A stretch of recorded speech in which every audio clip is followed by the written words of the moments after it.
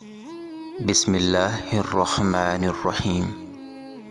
السلام علیکم دوستو، میں آپ کا دوست حسن نذیر اور آپ دیکھ رہے ہیں ڈیلی اسلامک سرچ۔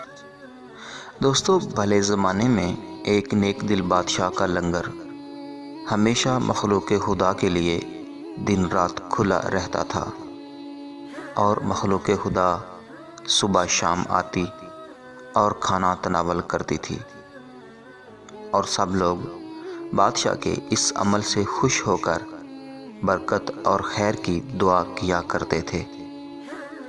اللہ تعالیٰ کا کرنا ایسا ہوا کہ وزیر خزانہ کی موت ہو گئی۔ بادشاہ نے ایک نیا وزیر خزانہ رکھ لیا۔ نئے وزیر خزانہ نے ایک دن بادشاہ کو مشورہ دیا، سرکار، یہ لنگر خانہ حکومتی خزانے پر بوجھ ہے، اس کو ختم کر دیں۔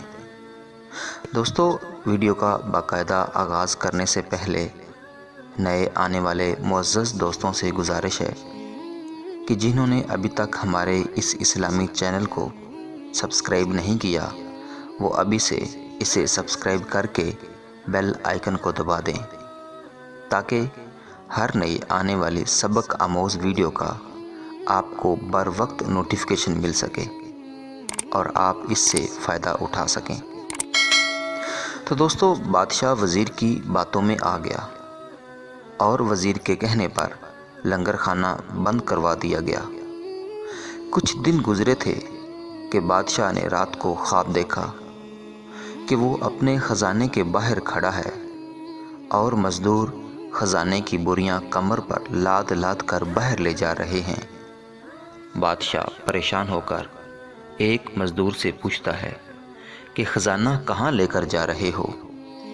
مزدور نے بتایا کہ یہ خزانہ یہاں فالتو پڑا ہے اور اس خزانے کی اب یہاں ضرورت نہیں رہی، اس لیے یہ خزانہ دوسری جگہ لے جا رہے ہیں۔ بادشاہ کو یہ خواب مسلسل 3 دن آیا۔ بادشاہ پریشان ہو گیا اور بادشاہ نے ایک دن ایک اللہ والے کو بلایا اور پورا قصہ کہہ سنایا۔ اللہ والے نے بادشاہ کی بات سن کر اسے نصیحت کی کہ فوراً لنگر خانہ کھول دو، اس سے پہلے کہ تمہاری بادشاہی چھن جائے اور تم کنگال ہو جاؤ۔ بادشاہ نے اپنے کنجوس وزیر کو ڈانٹتے ہوئے حکم دیا کہ فوراً لنگر خانہ کھول دیا جائے۔ بادشاہ کے حکم کی تکمیل ہوئی اور مخلوق خدا وہاں سے دوبارہ اپنا پیٹ بھرنے لگی۔ اسی رات بادشاہ نے خواب دیکھا کہ وہ خزانے کے دروازے پر کھڑا ہے اور مزدور خزانے کی بوریاں واپس لا رہے ہیں۔ بادشاہ نے پوچھا، اب یہ بوریاں واپس کیوں لا رہے ہو؟ تو ان مزدوروں نے کہا، ان کی یہاں ضرورت پڑ گئی ہے۔ تو دوستو، یاد رکھنا، عقل مند کے لیے اشارہ ہی کافی ہوتا ہے کہ بانٹنے سے کبھی کم نہیں ہوتا، ہمیشہ بڑھتا ہے۔ اور اللہ پاک سے دعا ہے کہ اللہ پاک ہم سب کو بانٹنے کی توفیق دے۔ آمین ثم آمین۔